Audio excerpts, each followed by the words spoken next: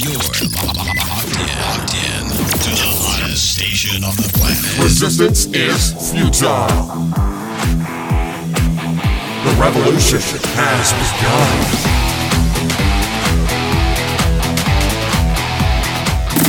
You're listening to Rebelpreneur Radio, helping you break the rules and build the business you need for the life you want. And now, broadcasting his pirate signal from somewhere beyond the status quo, here's your host, best-selling author, marketing and media strategist, Ralph Brogden.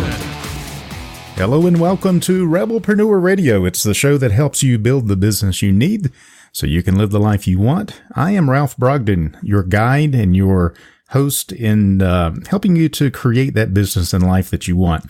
For a lot of people, they stay for too long in a business trying to do everything themselves, and that is a recipe for burnout. At some point, you have to learn how to delegate, and when you are really wanting to scale your business and take it to the next level of impact and income, you got to learn how to build high-performing teams.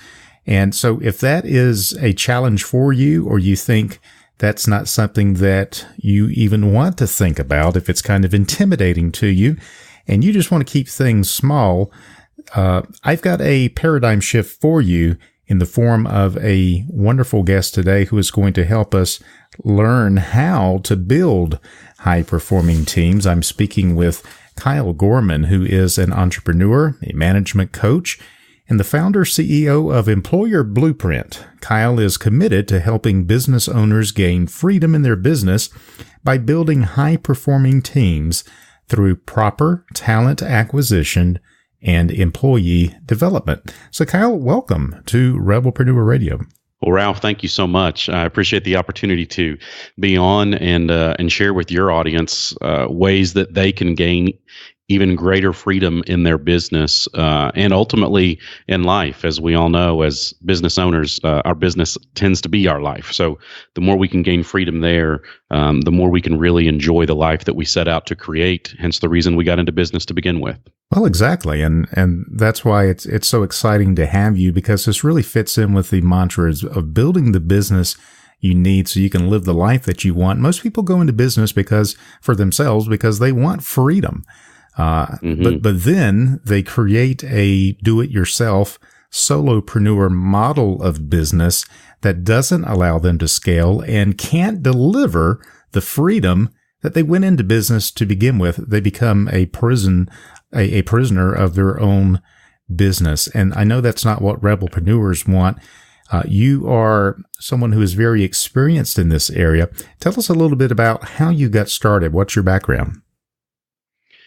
Well, I had gone through the traditional career journey. After graduating with my degree, I got into the corporate world and started working my way through that and really enjoyed it. Thought that was the career path I was going to go on.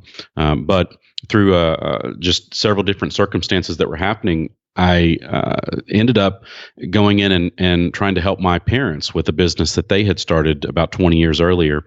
And the intent really was just sort of a 6-month project. I knew that the company I was with had been bought out. We were going through transitions. So I knew I was going to go through a career pivot. And so the discussion was, hey, why don't I come in and kind of help establish a few things in their business for this 6-month period, and then at that point probably start looking at what next step will be for me in my career. But I really grew an affinity towards small businesses and doing that as I was helping with their company, and recognized that there are a lot of challenges that small business owners face. One of which is just they're isolated. They oftentimes feel like they're all alone and they don't have support in a lot of spaces. One of those being in talent acquisition and team building and the hiring process. We as a market, we have a lot of companies out there that work with very entry level administrative and blue collar positions, typically in the form of temporary agencies and employment staffing companies. And then you have large recruiting companies, executive recruiting companies that are primarily working with your big businesses and your C-suite.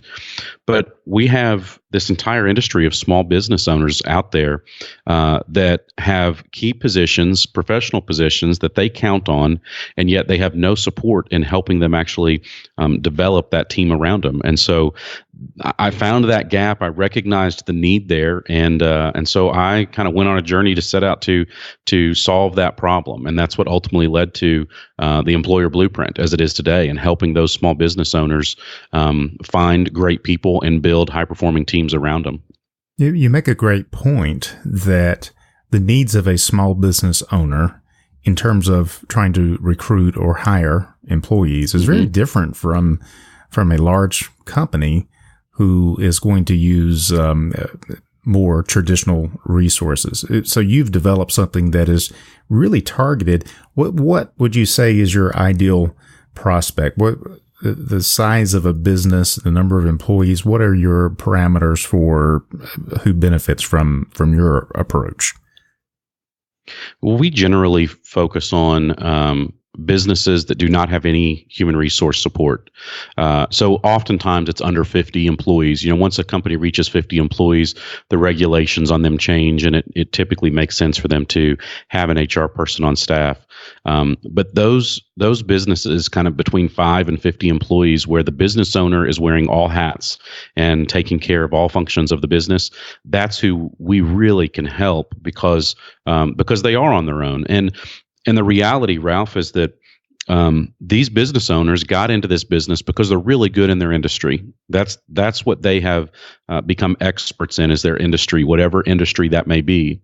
But the recruiting and hiring and talent acquisition and retention, employee development, company culture, that's not their space. And we wouldn't expect it to be. They can't be experts in everything. And so those are the business owners that we're able to benefit the most, because we allow them to go focus on that industry and focus on their business while we take care of this piece that oftentimes is the most expensive line item they have on their P&L and creates the most stress and headache whenever they're dealing with employee issues. And so let us take care of those issues for them. You go out and run your business.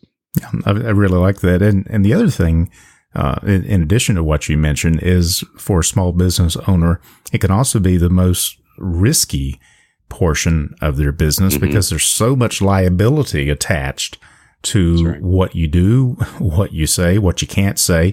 One of the papers I wrote in college had something to do with making a correlation between the social psychology of a small business and Zimbardo's prison experiment, that when you give one person sole authority and power with no training to be able to hand out punishments and rewards arbitrarily, you put a good person in a bad situation, and it creates a toxic work environment. So what you're doing is actually helping business owners to be better at what they do, but also to create a less toxic, more productive and happy work environment, not just for the business, but for the employees as well. Well, that's right. And, and you had mentioned a moment ago that the hiring challenges for a small business are unique, and they're different from a large corporation. And one of the big challenges is, or one of the things that makes it unique is, a large corporation, they have people that are trying to get in and work there almost daily, whether they're posting for positions or not. And they have certain benefits packages and compensation models that people know and are constantly trying to get involved in. Well, the small business has to sell themselves on something different. They have to sell themselves on a company culture. They have to sell themselves on certain types of flexibility. They have to attract talent using kind of different models and different approaches than your large businesses do. And if your entrepreneur is constantly stressed and frustrated with the team that he has, if she's constantly worried about what she may say or do, and what this employee next, in the next office is doing or not doing and being productive with, well, then that entrepreneur ultimately is going to create a toxic culture, even without realizing they're doing it, which is then it kind of creates a ripple effect. Now it makes it even harder next time they need to hire, because that reputation gets out in their market. Their employees aren't trying to recruit their friends to come in because it's not a place that they enjoy working. They're telling their friends and family about how much they hate their job and they hate being there. And so all of these things, it becomes just this vicious cycle. And ultimately they've created a terrible company culture, which over time can demolish the company and close a business if not handled and addressed appropriately. Yeah, it is very interesting. And just about all of the polling data that we read from Gallup or from Pew Research, we know that most employees are unhappy at work. And the source of that unhappiness is their relationship with their direct superior.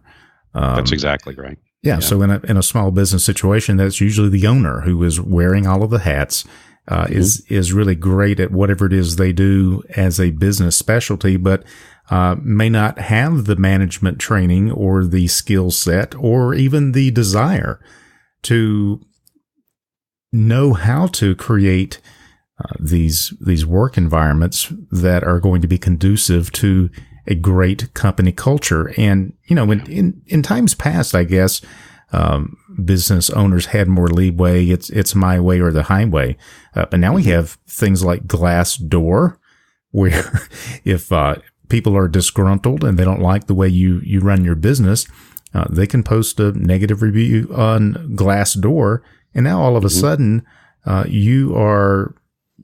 you're hindering your own ability to attract quality people and great talent for whatever reason. So this can, if we don't handle this and really manage this from a position of expertise, it really can become a very costly, even threatening the not just the profitability, but possibly even threatening the existence of the business. It's very position in the marketplace could be at stake. That's right. That's exactly right. And it's unfortunate. We see it all the time. And it's amazing what can happen when the right team is in place and the leader of that organization is investing in that team properly, the way that it can turn around. And it can do so in 6 months, 12 months, very short period of time, by getting the right team, the right people, on the right seat. To kind of go back to the old Jim Collins adage, right people, right seat. And whenever you could do that and the leader understands how to invest properly in those people, you can really see on the bottom line the impact that it has on a business. Yeah. So we're talking about the positive benefits of having a healthy, happy, productive, profitable team. And everyone's heard the acronym for team. Together, everyone achieves more. So we've got all the great benefits of why we should do this. What's the biggest hindrance that keeps small business owners from engaging you or from taking this seriously? What's the biggest hang up? Well, what we generally see when we have an opportunity to work with a business and try to help address some of these issues is, first of all, a lot of business owners just think that they're on their own, that they're isolated, they're on an island, and they've got to figure these things out on their own. And admittedly, traditionally, that was often the case. And so that's one of the things we want to help all business owners understand is you're not alone. There are, there's people like us, like me out there that are here to support you. And then the other thing is, frankly, just the ego. And that's something that's really important for a business owner to understand is they've got to admit and accept that they aren't experts in everything. And what we find interesting is it's easy to accept that you're not the expert in legal issues, hence the reason you retain legal counsel. It's easy to accept that you're not an expert in accounting, which is why you have a great CPA. And yet there are other areas of our business that it's a little bit more difficult for us to accept we're not the expert in, or to think it's not as important to have an expert in that space. And again, I kind of go back to looking at the bottom line. Your employees are generally the largest line item that you have in the business, and so it is an absolute critical function of the business. And when you have a high performing team that is achieving more, that is in a healthy company culture, you can do so much more with the same number of people or even fewer people sometimes, and really create an environment that you as a business owner want to go to work in every day, and that you as a business owner can gain freedom from as you need, so that you can rejuvenate and work on your business instead of constantly getting stuck in your business. But that takes the right personality of someone that's willing to step aside and say, you know what, I'm willing to accept help on this because I know the life that it's going to give me if I do it. I love your analogy of how easily we accept legal advice because we're not attorneys. We accept CPAs and accountants' advice on our taxes and financial things because we're not tax attorneys or accountants. We don't need to know all of that because there are people who do that. But like you said, it's hard to get that ego out of the way and extend that revelation to other areas of the business that are very critical. But I can't think of another thing more critical after you take care of legal things and tax and accounting things. I can't think of another thing that would be more critical to your business than dealing with these human resource issues, in the sense of at least being able to properly acquire talent, to develop employees, to build teams. And that is kind of a self-financing thing, whereas you could see legal things as being an expense. Attorneys and accountants, tax returns, all of these things are expenses. But when you are talking about budget for people development, that's an investment, isn't it? That's right. Yeah, it absolutely is an investment. And again, it's one of those investments that there are some things you can't see the actual ROI, but this is one that there in many ways you really can, especially if you're an established business and you've experienced some of those low performing team members in the past. You can really sense and see the difference that it makes when you have a high performing team and even individual members of the team, because of the productivity, because of the efficiencies, the way that you gain more referrals in your business because of the way your customers and clients are being taken care of. There's so many things you can actually see if you take a step back and look at it. You can really see the impact and the ROI this has when you truly invest in this aspect of your business and invest in your team, invest in your leadership and management skills, and invest in bringing the right people on to begin with. And of course, it all starts with you've got to have the right people to begin with to make sure that you then are investing in them properly on the back end of that. So true. So if a business owner is sitting here thinking, yeah, this is me, and they are aware of their feelings of isolation, and perhaps also aware that they've got an ego, and that's probably the key to their success to this point.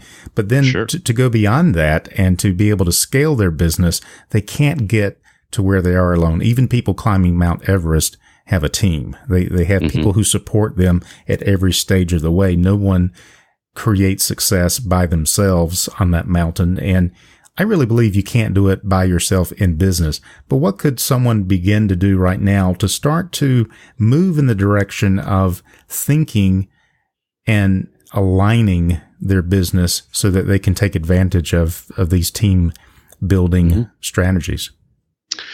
Well, so, the first thing is think about where you are. And so I'm going to give you a couple of different strategies here, Ralph. One is if you aren't in a space where you're bringing in new team members, you're just looking at your team now and you're saying, gosh, they're okay, but we could be so much better.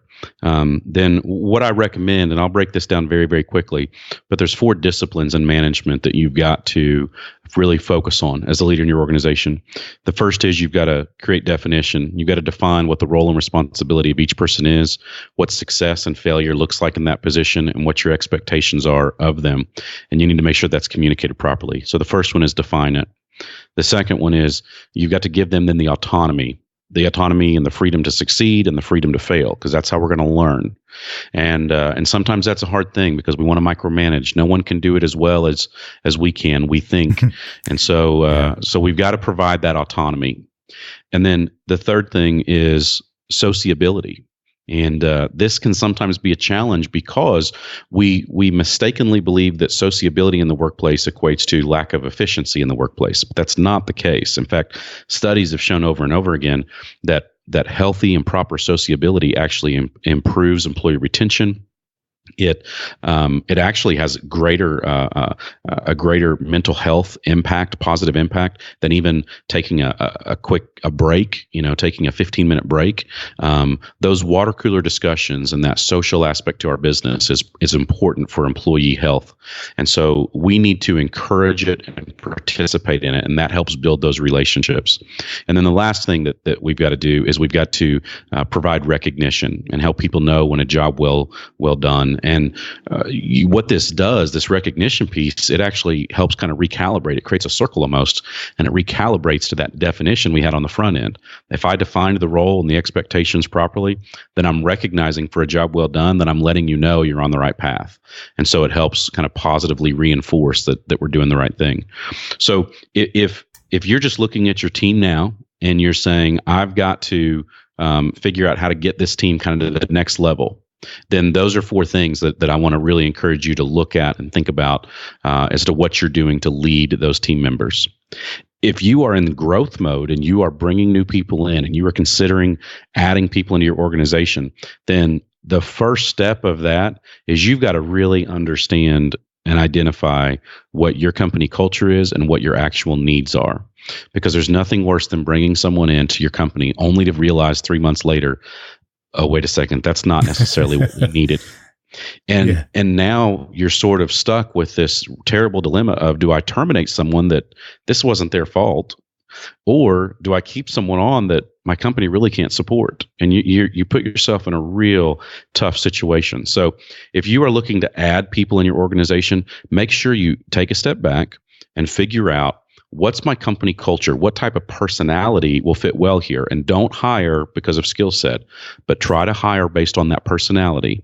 What personality is going to fit into this company? And what do I really need here? Which oftentimes for entrepreneurs is different than what we want whenever we really look at what our business needs and what's going to help support us moving forward.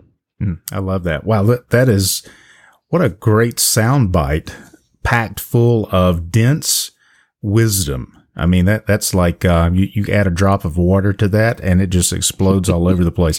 That is really, really awesome. And when you're thinking about culture and communicating in advance what that culture is, it reminded me of a book I'm reading about life on board a nuclear submarine, of all things.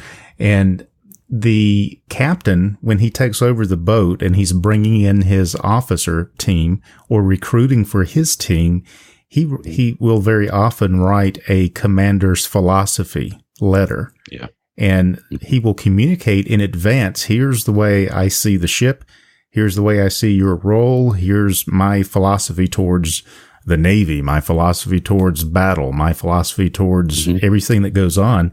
So that, and the reason is for just what you said. You don't want to bring somebody in that's not a good fit, and you don't find that out until you're out on patrol and you're in a 3-month patrol and you've got somebody here that you're clashing with. That, and you can't avoid that when you're underwater for 3 months. So that's right. They got to be real careful about who they bring onto the ship to make sure it's a good fit for the culture. So this is really exciting as we take these lessons and apply them to our business. I hope our listeners will recognize if they're in that isolationist mentality and or in that egocentric mindset that says, I have to do it. And if it's going to get done right, I'm the only one that can do it. You're not going to be able to scale your business, and you're not going to make the impact or the income that your business is capable of if you try to do everything yourself. So this has really been enlightening. Kyle, any final thoughts or words of wisdom that you'd like to leave us with? Well, I want to make sure that people understand, again, just that they're not alone.